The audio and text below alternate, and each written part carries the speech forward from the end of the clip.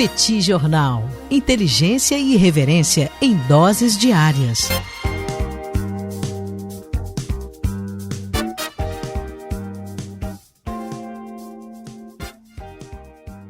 Olá, gente. Bem-vindos, bem-vindas ao Petit Jornal. Esse é o bate-papo número 1023.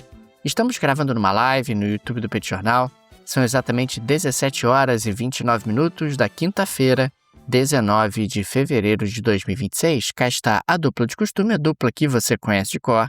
Tanguy, o Bagdadi animado, contente, preparado, revigorado, resiliente, retumbante, descansado, tarifado e preocupado, muito preocupado, professor Bagdadi, com os últimos acontecimentos internacionais. E temos também Daniel Souza, que é esse que vos fala. Ao longo dos próximos minutos, vamos repercutir os principais acontecimentos internacionais das últimas horas. Como vai, professor Bagdadi? Vamos a isso? Tudo bem, Daniel Souza? Vamos lá para esse bate-papo 1023. Existe quinta-feira de cinzas, Daniel? É hoje. Existe. Quinta-feira de cinzas. Um prazer estar aqui mais uma vez. Deixa aqui um abraçaço para todo mundo que acompanha a gente, para todo mundo que acompanha as loucuras e reviravoltas do mundo junto com o Petit Jornal. E, Daniel Souza, a gente começa o nosso episódio de hoje com uma notícia que teve reviravoltas alguns poucos minutos atrás, né? A gente está gravando esse episódio aqui na quinta-feira, são 17h30, e hoje a gente foi acordado, pelo menos aqui no Brasil, Daniel, não sei que horas que eram aí do outro lado do planeta Terra, com a prisão do ex-príncipe Andrew, que já foi solto também. Conta pra gente, Daniel. Tanguy, acho em primeiro lugar importante a gente contextualizar quem é o ex-príncipe Andrew. Talvez alguns dos amigos e amigas que nos ouvem não liguem o nome à pessoa. A gente está falando de um dos filhos da rainha Elizabeth II. A gente está falando do irmão mais novo do rei Charles III. A gente está falando de alguém que antes ali de você ter Harry, de você ter William, etc., chegou a estar na linha sucessória para o trono britânico. O ex-príncipe Andrew é alguém que ao longo da vida se envolveu em muitos escândalos, mas nada parecido com esse aqui.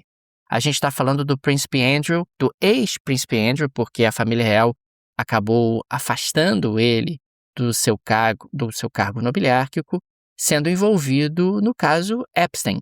Inclusive, ele é protagonista de uma das mais nojentas fotos que foram divulgadas nesse caso. Ele está ali em cima de uma menina, etc. Acho que não vale a pena ficar descrevendo nada além disso. Mas o fato é que ele foi detido no dia de hoje por má conduta em cargo público. Ele acabou sendo solto algumas horas depois, mas a acusação é de que ele compartilhou documentos confidenciais com Jeffrey Epstein durante o exercício de funções oficiais. Ele também foi alvo de buscas realizadas em propriedades ligadas ao seu nome. E o que é importante explicar aqui, Tanguy, é o seguinte: o Jeffrey Epstein, ele construiu uma rede de exploração sexual, incluindo aí jovens e adolescentes. Na prática, ele construiu essa rede para ter acesso a pessoas e ter a capacidade de influenciar pessoas. Porque uma vez que ele oferece favores sexuais a pessoas poderosas, o que acaba acontecendo é que ele pode depois chantagear essas pessoas poderosas. Ele pode pressionar essas pessoas poderosas. Muito provavelmente, as investigações sinalizam isso, foi o que aconteceu com o ex-príncipe Andrew. Ou seja, ele teria sido forçado ali, chantageado, a oferecer documentos oficiais. Não importa. O ex-príncipe Andrew é um adulto, já era um adulto na época, e se ele efetivamente ofereceu esses documentos confidenciais, ele agora vai ter que responder judicialmente por isso. É muito impressionante como essa rede do Epstein acabou alcançando muita gente poderosa, como ela permitia acesso a muita gente poderosa e como ela permitia também influenciar pessoas justamente através das informações que foram coletadas pelo Epstein ao longo de tantos anos. A gente tem aqui um exemplo cristalino de como essa rede funcionava. E é interessante que as investigações, elas também trazem, Tanguy, em diferentes momentos, pessoas que queriam voluntariamente entrar na rede do Epstein, ou seja, percebiam naquela rede uma maneira de ter acesso a pessoas, percebiam naquela rede uma forma de ter poder. É disso que se trata. Você podia fazer tráfico de influência, você podia ter acesso a poder, você poderia ter a capacidade de chantagear pessoas. É por isso que o Epstein acabou construindo essa rede de exploração sexual, que, enfim, acabava incluindo também adolescentes, jovens, etc., o que torna isso ainda mais execrável, ainda mais criminoso. No caso do príncipe Andrew, é interessante observar que o rei, ele é irmão do rei, né? O Charles III acabou soltando uma nota pública onde ele claramente soltou a mão do irmão, sugerindo, olha, vê aí, se vocês tiverem que investigar o cara, todo mundo tem que ser tratado igualmente perante a lei e confiamos nas instituições. A nota do Charles foi muito nessa linha. Esse era o subtexto que estava na nota que foi divulgada pelo rei do Reino Unido, o monarca britânico Charles III, irmão do ex-príncipe Andrew. De qualquer maneira, Tanguy, é algo que trouxe muita repercussão em termos internacionais, e eu estive pesquisando aqui, eu não vi, desde que nós começamos a ter a liberação desses documentos, a prisão de ninguém. É o primeiro caso de alguém que foi preso e acabou sendo do outro lado do Atlântico, e não por causa do caso Epstein em si, por causa das fotografias ou por causa de questões sexuais. Mas ele acabou sendo detido por conta dessa acusação dele ter compartilhado documentos confidenciais com o Epstein. E isso acaba sendo, sem dúvida, algo bastante grave. Agora, fica muito claro que o caso Epstein vai continuar ao longo de bastante tempo. São muitos documentos que estão sendo liberados, embora ali uma parte censurada, e certamente muita gente ainda vai ter que dar explicações sobre o seu comportamento lá atrás. Perfeito. E, aliás, uma das pessoas que é citada mais de 1000 vezes é Donald Trump, né, que é exatamente o ator principal da nossa próxima pauta. Trump realizou, Daniel, em Washington, né, no dia de hoje, a primeira sessão do seu Conselho da Paz. Aquele Conselho da Paz que ele levantou, né, que ele sugeriu no momento em que ele apresentou aquele plano dos 20 pontos, né, para tentar resolver a questão de Gaza. Ele falou que ia criar esse Conselho da Paz. Esse conselho finalmente se reuniu pela primeira vez no dia de hoje. Naturalmente, Daniel, muito longe daquilo que ele esperava ter uma adesão de muito mais países. Além dos Estados Unidos, compareceram 20 outros países, pouquíssimos países europeus, né? Então países como Hungria, Bulgária, Kosovo, né? Enfim, mandaram representante, a Armênia também tinha representante lá. Aqui da nossa região, Daniel, o destaque foi argentino. Milei esteve em Washington para participar desse evento. Vários países do Oriente Médio, né, todos alinhados aos Estados Unidos, Arábia Saudita, Emirados Árabes, Marrocos, Bahrein, Turquia, Jordânia, Egito, estiveram presentes. Aliás, aqui da região a gente também teve a presença do Paraguai, né, além do presidente da Argentina, o presidente paraguaio também esteve presente. El Salvador, né, também mandou representante, assim como Indonésia, Paquistão e Mongólia, né, foram alguns dos países que mandaram representantes. Durante a cerimônia de abertura, ele anunciou que tinha conseguido angariar, entre aqueles países que estavam presentes ali, 7 bilhões de dólares para a reconstrução da faixa de Gaza. O objetivo dele era chegar a 70 bilhões de dólares, então essa foi a primeira rodada ali de doações, e os Estados Unidos se comprometeram com 10 bilhões de dólares, né? Então a gente já teria esse cálculo, Daniel, ele não é, assim, não está muito transparente, né? De onde vieram esses 7 bilhões, quem foi que contribuiu, e os 10 bilhões também assim, anunciados pelos Estados Unidos, de onde viriam. É importante lembrar que o próprio governo Donald Trump ele anunciou uma série de cortes, ajuda internacional e tudo. De repente ele anuncia 10 bilhões, mas dos 70 bilhões que ele queria reunir para reconstruir a faixa de Gaza, ele já teria conseguido 17 bilhões nesse momento. Um dos assuntos que ele tratou também foi o Irã, né? Então ele fez uma advertência direta ao Irã, disse ele na cerimônia de abertura, que o Irã deve fazer um acordo ou coisas ruins acontecerão, e deu um prazo de 10 dias para ter algum tipo de desdobramento, né? Então meio que um ultimato, ó, você tem 10 dias aí para fazer um acordo e tal, porque senão a coisa de fato pode sair do eixo, né? Algo de ruim pode acontecer. Algumas reações, no entanto, Daniel, me chamaram a atenção quando a gente fala sobre esse evento, porque quem mandou representante também foi a Comissão Europeia. E aí a França não gostou. A França disse, olha, a Comissão Europeia não tem mandato para representar a União Europeia. É importante lembrar que quando a gente fala sobre política externa na União Europeia, os estados são 100% soberanos. Não há concessão de soberania dos estados da União Europeia para a União Europeia para fazer qualquer tipo de representação nesse sentido. Então a França, por exemplo, criticou duramente, falou, olha, a Comissão Europeia não tem nada que está presente num evento como esse, a França não está, a Alemanha não está, a Itália mandou um observador, então não estava lá oficialmente, assim como o Reino Unido. Pô, o Reino Unido não está, tudo bem que o Reino Unido não faz parte da União Europeia, mas os principais países europeus tentaram se manter à distância, e outro país soberano, enfim, que também fez questão de deixar claro que não a compareceria, foi o Vaticano, né? A Santa Sé confirmou que não participará de qualquer evento relacionado ao Conselho da Paz, devido à natureza do Conselho. As críticas normalmente são feitas exatamente no sentido de que isso poderia representar um esvaziamento da ONU, né? Que, aliás, é algo que o Trump sempre falou, que a ONU não funciona. Na própria Assembleia Geral do ano passado, ele reclamou até da escada rolante da ONU. Do nada, Daniel, do nada, no meio do evento que representa o esvaziamento da ONU, né, porque ele está criando um órgão que é para tratar de questões de paz e segurança, não apenas de Gaza, né, que aí ficou um negócio mais amplo, é para tratar de paz e segurança de uma forma geral, que gera um alerta com relação à ONU. Ele faz um anúncio dizendo que vai fortalecer a ONU. Aí, Daniel, eu parei de entender tudo, tá? Então, segundo ele, vamos fortalecer as Nações Unidas. Vamos garantir que suas instalações sejam boas. Eles precisam de ajuda. Vamos ajudar financeiramente. Mas ele cortou o financiamento da ONU, Tanguy.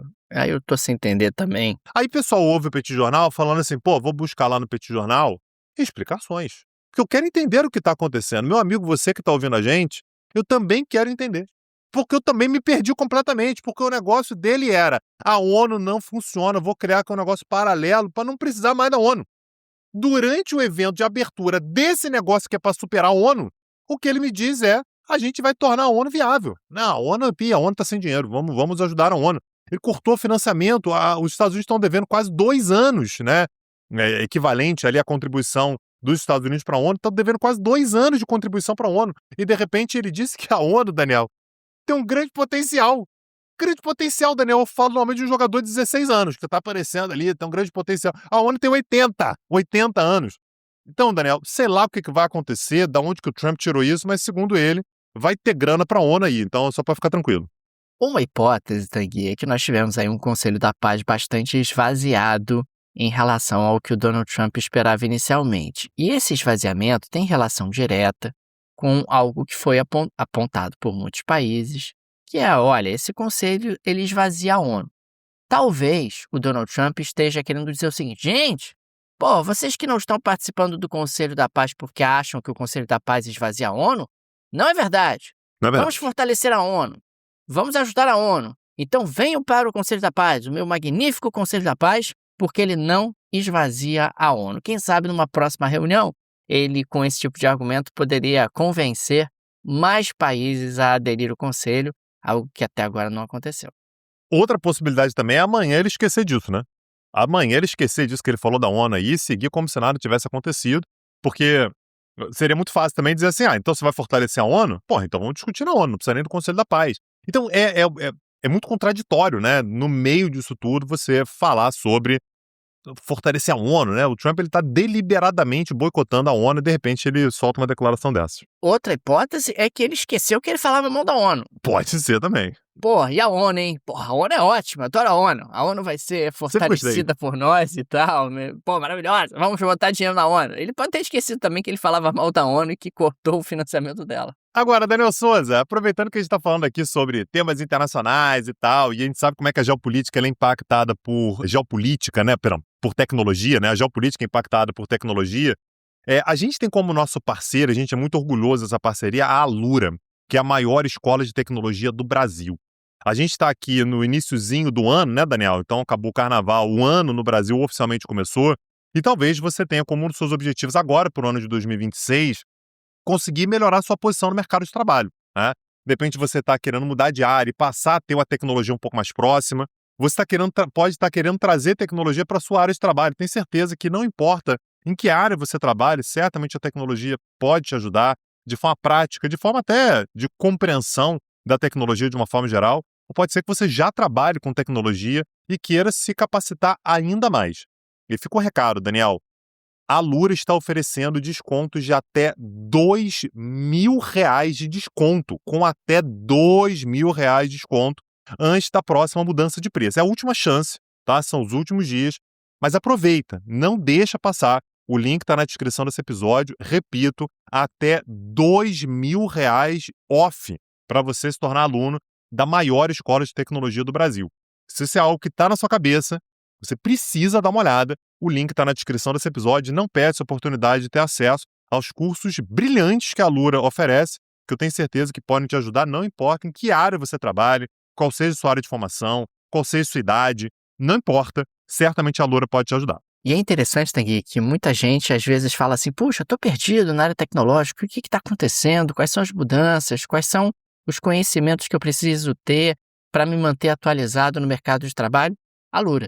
A plataforma da Alura, que é a maior escola de tecnologia do país, vai te auxiliar justamente a você ter um letramento tecnológico, a se manter atualizado, se manter um profissional competitivo nas mais diferentes áreas. Então, não deixe de aproveitar essa condição especialíssima para os amigos e amigas no Pitch Jornal. Link no descritivo desse episódio, gente, clique, conheça o trabalho da Alura. Daniel, como próxima pauta, eu queria te ouvir falar um pouquinho sobre a Argentina. A gente está tendo uma discussão grande lá sobre a reforma trabalhista, né, que está sendo encampada lá pelo Milei, né, enfim, nos próximos dias, talvez nas próximas horas, né, essa votação possa acontecer. Mas eu queria te ouvir um pouquinho sobre que reforma é essa, o que está rolando, qual é exatamente o ponto no qual a gente está no país vizinho, Daniel. Tanguy, na semana passada nós tivemos a aprovação no Senado da Argentina da reforma trabalhista do Javier Milei. A bem da verdade, ele não está cometendo nenhum estelionato eleitoral, ele prometeu durante a campanha que realizaria uma reforma trabalhista flexibilizando as regras trabalhistas do país. Assim como o Brasil, a Argentina tem um altíssimo nível de informalidade. A taxa de desemprego não é alta, como no Brasil, mas a informalidade é muito alta. Assim como no Brasil, você tem um percentual muito expressivo da população que não tem qualquer tipo de rede de proteção. O que o Milei argumenta é o seguinte, olha, a reforma trabalhista ela pode incluir mais gente no mercado formal, porque as regras trabalhistas atuais elas acabam desincentivando demais a contratação de pessoas e, consequentemente, nós precisamos mexer nessa legislação. Então, a reforma trabalhista que foi aprovada no Senado e que agora vai ser apreciada na Câmara dos Deputados, e a expectativa é que seja ainda hoje, ela prevê, por exemplo, férias mais flexíveis. Você pode fracionar as férias em pedaços menores, de períodos mínimos de 7 dias. E você vai tirando ao longo do ano pedaços das suas férias. Você também traz nessa reforma restrições a greves em setores considerados essenciais, e aí você vai ter ali um percentual mínimo dos trabalhadores desses setores essenciais que tem que continuar trabalhando mesmo em caso de greve. Você tem a ampliação do período de experiência para até 6 meses, período de experiência que existe no Brasil também, mas aí você teria essa ampliação para até 6 meses, o que reduz ali, inclusive, custos no caso de uma demissão antes ou durante esse período. Nós temos também a flexibilização da jornada.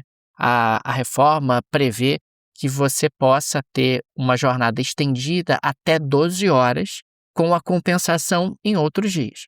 Então é mais ou menos assim, olha, a empresa teve uma demanda um pouco maior, você pode ter uma ampliação da jornada até 12 horas e nos outros dias haverá a respectiva compensação, e isso não traz qualquer tipo de custo, nem o pagamento de horas extras. Também traz a permissão para acordos diretos entre empresas e sindicatos locais, em detrimento de convenções nacionais, altera as indenizações e demissões. Na prática, você reduz o custo de indenizações no caso de uma demissão, inclusive com a possibilidade de pagamento parcelado. e você tem combate à informalidade, que acaba sendo modificado. Você tem uma proposta que elimina multas por falta de registro trabalhista e cria mecanismos de regularização dos vínculos, mas proíbe a contratação dos monotributaristas, que seria o equivalente no Brasil ao pessoal da MEI. Você não pode contratar o pessoal de MEI em funções que deveriam ser de trabalho formal. Ou seja, são muitas medidas que estão sendo aqui criadas por essa reforma ou estão sendo alteradas por essa reforma. Hoje está havendo uma greve geral na Argentina contra essa reforma, alcançando aí os mais diferentes setores, e vamos acompanhar o que vai acontecer na Câmara dos Deputados. A expectativa, Tanguy, antes dessa greve geral, era que a Câmara dos Deputados aprovaria a reforma, eventualmente com algumas modificações, com uma ou outra medida ajustada ou eventualmente até cortada. Mas, de qualquer maneira, agora a greve geral pode mudar um pouco o humor no país e a gente vai observar como a Câmara dos Deputados vai reagir na Argentina a essa pressão e se ela vai levar adiante alguma reforma, algumas medidas ou não. Eu sempre acho que o cenário mais provável é uma coisa mais salomônica, né? Você aprova uma parte, de repente algumas medidas acabam sendo ajustadas ou cortadas. É uma possibilidade, sem dúvida, nesse caso, mas, dependendo da pressão, pode ser que a Câmara dos Deputados simplesmente rejeite a reforma trabalhista do Milei. Daniel, eu queria falar sobre a Coreia do Sul. Hoje nós tivemos a aprovação por parte do tribunal, né, de um tribunal sul-coreano, de uma prisão perpétua para o ex-presidente Yoon Suk Yeol. Ele foi condenado à prisão perpétua por uma tentativa de insurreição. Então a gente acompanhou isso aqui de perto no ano passado, na verdade, em dezembro de 2024, né? Então não foi nem agora, em dezembro de 2024, o momento no qual ele tentou estabelecer, na verdade ele se mancomunou ali com o ministro da Defesa do país, o Kim Yong-hyun, e ele tentou fechar o parlamento. Ele tentou estabelecer ali uma lei marcial, fechar o parlamento resistiu, as tropas não aderiram à tentativa de golpe e, portanto, ele acabou sendo destituído. Os promotores haviam pedido, inclusive, para ele pena de morte. Então, pena de morte para Yoon Suk Yeol, ex-presidente da Coreia do Sul, e a decisão final acabou sendo de prisão perpétua. Eu tenho visto muita gente, Daniel, dizer que essa prisão perpétua, né, que ele pegou e tal, é um símbolo de como a democracia sul-coreana ela é sólida, como é que há uma longa tradição democrática na Coreia do Sul. E é importante a gente dar uma matizada nisso aqui, tá? A Coreia do Sul é um país que teve problemas históricos muito sérios com a democracia.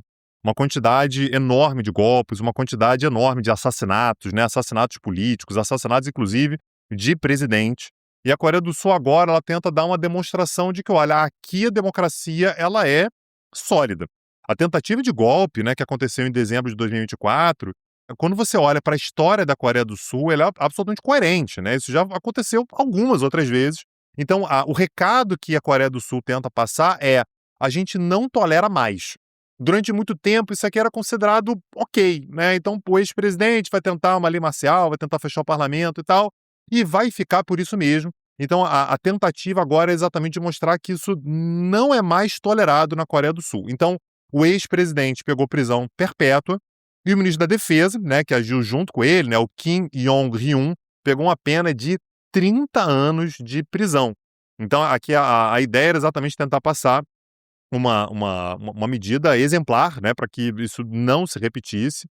O atual presidente, né, o Lee Jae-myung, que foi eleito logo depois da destituição do ex-presidente, né, o Yoon, ele elogiou a população por resistir à lei marcial, né? Então a população de fato foi às ruas para protestar contra essa tentativa de estabelecimento de uma lei marcial e algumas pessoas começaram a dizer, inclusive, que poderia haver a indicação do povo sul-coreano como indicado ao Prêmio Nobel da Paz. Aí, quem não gostou disso aí vai ser o Donald Trump, viu, Daniel? Pô, mais alguém querendo o Prêmio Nobel da Paz aí e tal, mas seria indicação de alguém como, né, uma certa resistência contra enfim, uma tentativa de estabelecer uma lei marcial. Mas a pauta principal aqui, Daniel, é essa: o ex-presidente da Coreia do Sul, que tentou um golpe de Estado em dezembro de 2024, pegou prisão perpétua na Coreia do Sul, e o ex-ministro da Defesa pegou uma pena de 30 anos de prisão, Daniel.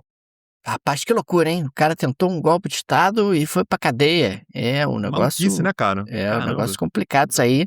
E pegou uma pena duríssima. Agora, Tanguy, podemos avançar pra geleia da Shakira de hoje? Daniel, eu posso fazer só um comentário rápido, né? Só pra gente fechar aqui, antes da gente passar pra geleia da Shakira. Prometo que é bem rápido. O Peru escolheu um novo presidente, viu?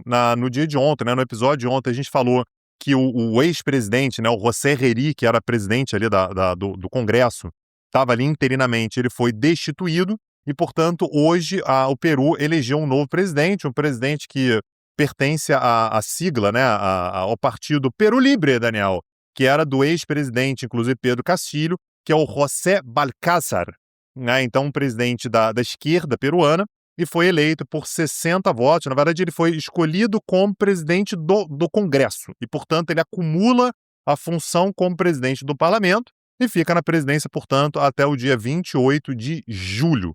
É um cara, o que eu vou dizer, Daniel? Complicado, né? Então, recentemente, por exemplo, ele chegou a dizer que ele foi contra a criminalização do casamento infantil, tá, Daniel? O que ele disse é que o casamento infantil poderia beneficiar o desenvolvimento mental das meninas. Então, crianças se casarem poderia ser benéfico para as próprias meninas, e também disse que relações sexuais entre alunos e professores não deveria ser visto como problema, né? Que ele acha que isso poderia acontecer com uma certa tranquilidade e tal. Então, esse é o novo presidente do Peru. Bolão aqui, Daniel, para saber se ele dura até o dia 28 de julho ou se ele cai antes disso, né? Cartas para a redação, Daniel. Ô, Tanguy, potencial, rapaz, hein? Muito Tem, bom potencial aí potencial. para ter Sim. um governo bastante longevo. Vai ser Isso. realmente um dos maiores presidentes da história peruana. Esse rapaz aí que é contra, ou melhor, se colocou contra a proibição do casamento infantil. Daniel, agora sim, vamos para a geleia da Shakira. O que você conta pra gente aí hoje?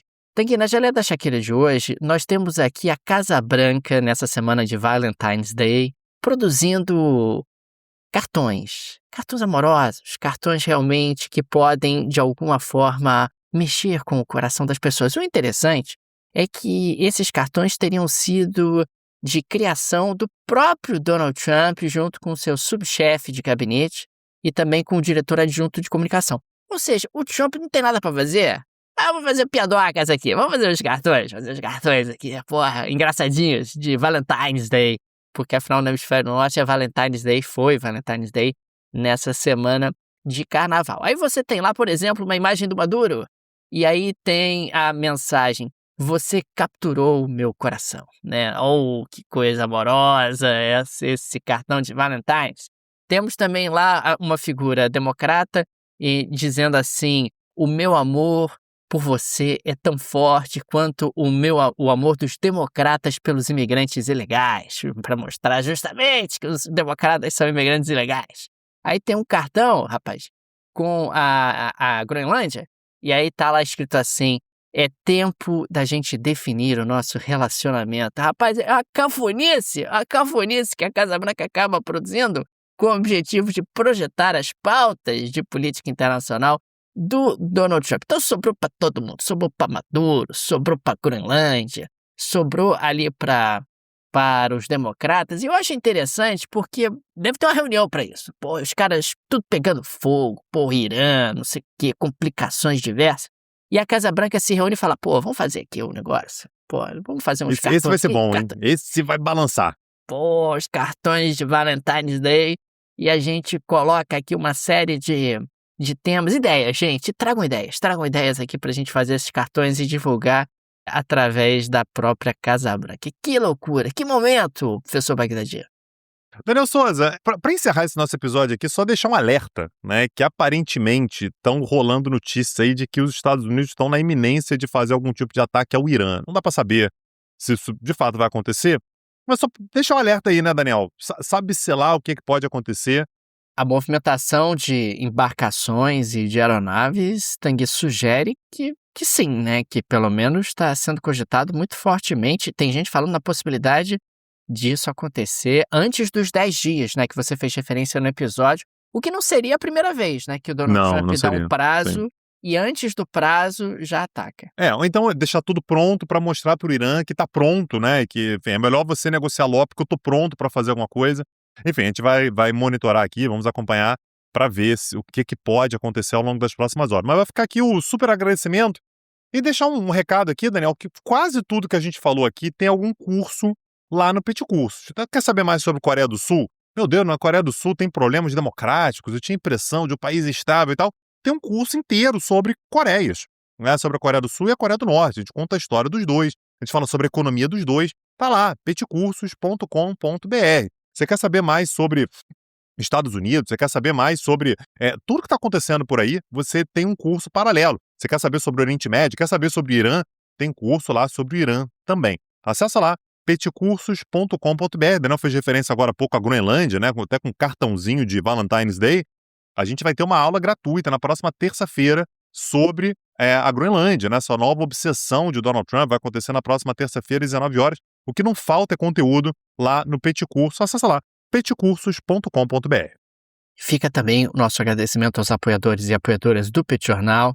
Vocês que ajudam a manter o nosso projeto, fica nosso carinho, nosso abraço, nosso muito obrigado a cada um de vocês. O Petit é uma mídia pequena, é um produto de mídia artesanal, não tem qualquer tipo de produtora que nos ajude ou qualquer tipo de estúdio profissional.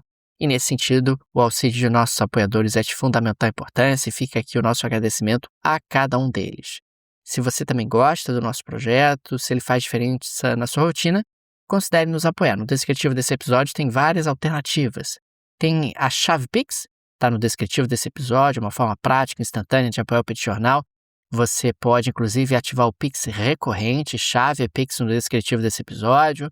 Tem também o link do Apoia-se, o link do Patreon, que acaba sendo muito bacana para quem vive no exterior. Tenho certeza que uma dessas alternativas será confortável para você. É isso, Daniel Souza. Amanhã a gente tem Petit Invest. A não ser que aconteça alguma coisa antes, né? E a gente vê que no momento que a gente grava, né? Algum episódio extra. Se algo acontecer, Daniel Souza, um abraço, até a próxima. Valeu! Tchau, tchau! Petit Jornal. Inteligência e irreverência em doses diárias.